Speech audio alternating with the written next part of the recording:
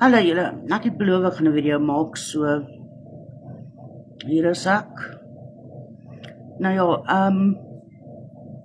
hier is my baie ongemaklik, want ek hou nie van video's nie en ek hou nie van foto's nie.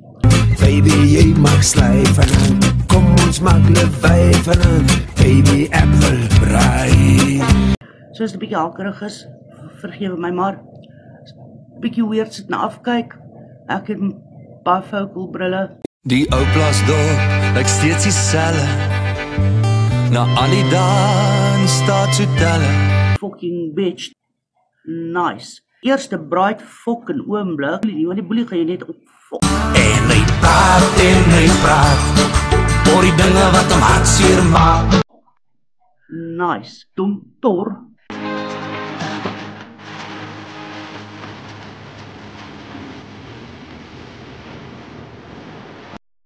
Nice.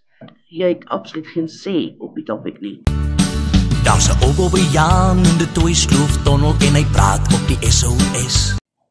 I don't regret anything I've said about them. Nie 'n fucking woord nie. Want alles wat ek sê kan ek back up. Van al wat jy daar hoef goed te doen, is om lekker te praat. Wie die fuck sê so iets vir 'n kind?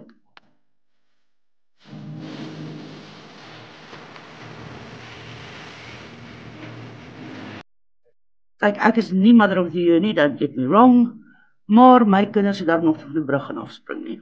Daar's 'n volmaan oor die berge, die pap is nou gaar. Kyk, ek wip my rokkie, die bokkie soek gevaar. Hooplik gaan die video nie so hakkerig wees wat hierdie dan was nie, want ek voel ongelooflik ongemaklik.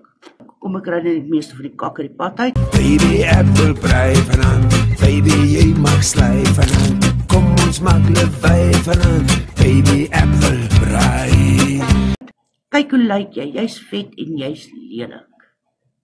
Ja, okay.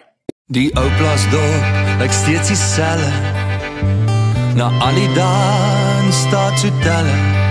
Hy haal 'n halfjack uit en drink 'n dop op al sy pelle. Nice, domtor. Van al wat jy daar hoef goed te doen, is om lekker te praat.